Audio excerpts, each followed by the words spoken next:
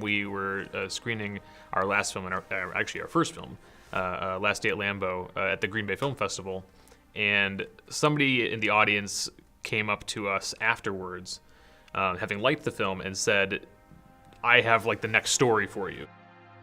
Something happened at a paper mill in Green Bay, Wisconsin. One of the workers at the mill went missing.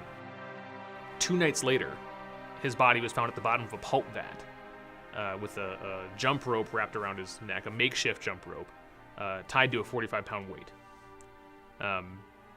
You get mixed messages now over whether the initial reaction was, oh, clearly homicide or clearly suicide.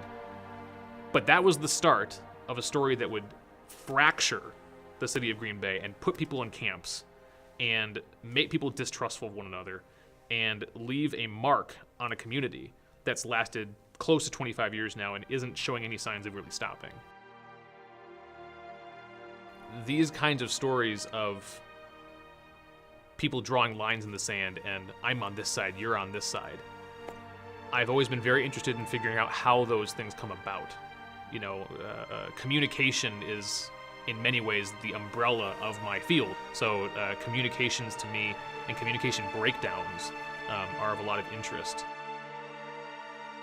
How does this happen? Like, how do we get to a place where we are so antagonistic with one another? Especially with characters that, in this film, I'll say, in other circumstances, in other roles, I think they'd be friends, you know, but they happen to be law enforcement and suspects in a case. So it's how do we get to that place where for 25 years you're adversaries